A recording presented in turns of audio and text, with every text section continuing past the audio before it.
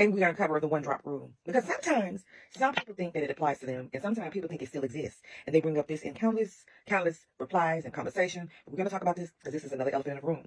Now, the one-drop rule was not designed for indigenous people to change their skin tone, but it was used for white officials in a way that had a devastation impact on the legal recognition of indigenous identity. The primary purpose of the one-drop rule was to classify anyone with any African ancestry as black, serving to maintain white racial purity. Ensure that white status was reserved strictly to those with no trace whatsoever of blood other than Caucasian. Uphold segregation, subject to all people with African ancestry to Jim Crow laws, and prevent interracial marriages. So that would apply to anybody other than European. So a lot of people have a concept about thinking it was just for African descent people, but no, it's for all race of people that the Europeans put you in that clump. The overlap attacking of Native American identity, while the one-drop rule was fundamental about African ancestry, a racial interpretation of the law by state officials was used to essentially erase the Native American identity in state records, forcing many indigenous people into the colored black category. The most notorious example of this was in Virginia with the Racial Integrity Act of 1924 and the actions of Walter Picker, the State Register of Vital Statistics. The goal classifying all non-white people as colored. Oh, if you was Hispanic, I don't care what if you was from any other race other than a European race and your skin was not a certain color, you was in that box. If your texture of your hair was different than what they thought it was, you was in that box as colored. And so this facts about how it impacted everyone except the European. So when you're looking at those, when you go into the state records in the past, it used to say either in or you say colored or white, even when you was incarcerated. It was no classifications in the state laws. I know this because I used to work for the sheriff department. I was one of the clerks that was scanning microfiche, and I seen every document, especially in the state of Texas, that was like that. And it didn't identify you as being Hispanic or indigenous, Native American, Chinese, Asian. It doesn't make a difference what you were. They didn't have a box for you in the state level. And that's why people need to understand there's a state sovereignty and there's a federal level. But state regulate all of us, and federal user doesn't step into later on when things get passed in Supreme Court. So I'm going to go a little further. The Indian exemption/exception. The Virginia law included a minor exception, sometimes called the Pocahontas clause. Pocahontas' skin tone is often described as copper, reddish brown, or tan. This is portrayal based on historical descriptions of the Powhatan people, who were said to have coppery skin that was further darkened by the sun.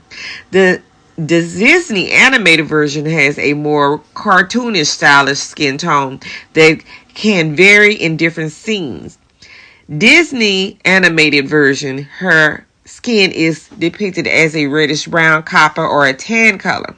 Historical accounts, colonists described the Powhatan people as having coppery skin that became tan from the sun with coarse, straight black hair and dark brown eyes. Allow people of 1/16 or less American Indian ancestors to be considered white, primarily to protect the genealogy of influential white families who claim descendants from Pocahontas.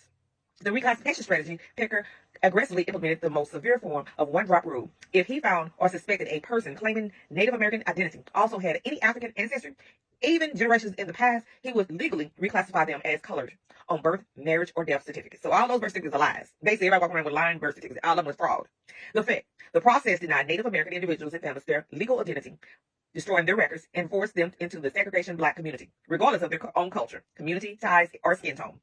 This was a direct attack on their right to tribal recognition and self-determination. In summary, the one-drop rule was a tool forged by white supremacists to police the color line for black African ancestries. However, it was wielded by state officials to legally obliterate the official recognition of Native American identity by folding many indigenous families into the colored category based on the suspicion or mixed African Native American ancestry. So a lot of people that has African American on their birth certificate, black, and their people are from America, most likely they are indigenous people, no hands down. And you got to understand the years. Even if you have a grandparent that was born in the early 1900s, in the 1800s, and there's no trace of Africa in the 1700s, then most likely you're indigenous or you are mixed. You have a mixed race, period. But you reclassified on your birth certificate because it's a state birth certificate. So that is something that has been done that's incorrect. So we're gonna go about the absence of any African ancestry significancy changes the answer regarding the one-drop rule. Now, this is where a lot of people that's on social media are at. The one-drop rule is exclusive to African ancestry. You got to realize that everyone in America do not have ancestors direct line. None of their family birth certificates, death certificates, marriage records lead back to Africa. It stays right here in the United States. And a lot of people want to argue and fuss at them and tell them, you just don't want to be, and it sometimes be the same, like the same skin tone that hadn't even their own family history. That's why people need to focus on self first. The fundamental nature of one drop rule is that it was a legal and social principle created specifically to address Black African ancestry and define who was categorized as Negro or Black in the United States. Therefore, the answer to my question is no. The one drop rule would not apply to you. See, it wouldn't apply to me because none of my ancestors are tied to Africa. Now, even though state level, they may have messed up all your family records, but if there's nobody, your grandparents, both on both sides, are right here in the United States, and their parents are right here in the United States, and so on, you don't have anything to do with Africa. No matter how many people, the same skin tone or opposite skin tone, may feel, that's more of a social bias and racial agenda. And so, here's an explanation for the rule tied exclusively to African ancestry. The historical and legal context specific to Blackness, the ODR as a law was the most extreme application of a broader principle called the hypo-descendant, assigned a mixed race child to the race of the parent with a lower social status. The ODR was unique to African ancestry in the United States. ODR is number one drop rule. That's just the acronym for those that may not understand. Its primary purpose was to maximize the number of people classified as Black for the labor force during slavery, maintain the purity of the white race under Jim Crow by denying the white status to anyone with any detectable African lineage. Enforce laws like the Racial Integrity Act of 1924 that identified a white person as having no trace whatsoever of blood other than Caucasian. If a person had only European ancestry or a mixed European and another non-African minority ancestry like Asian or Native American, the ODR was not the tool used for their legal classification. So you can understand that.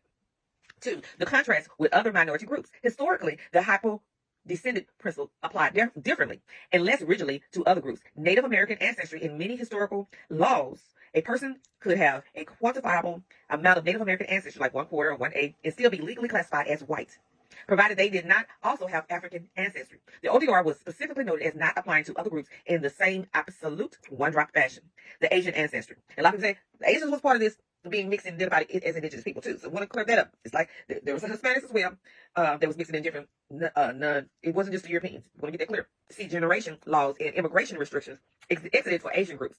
The legal system did not employ a one-drop rule to classify people as Asian while with the same legal finality and effect as it did for African ancestry. Since your family tree shows no ancestry from Africa prior to 1910 or after, you would not have been subject to the ODR when it was legally enforced, nor is the ODR relevant to your social classification today. But socially, it is. So when people do social, they identify by skin tone and features.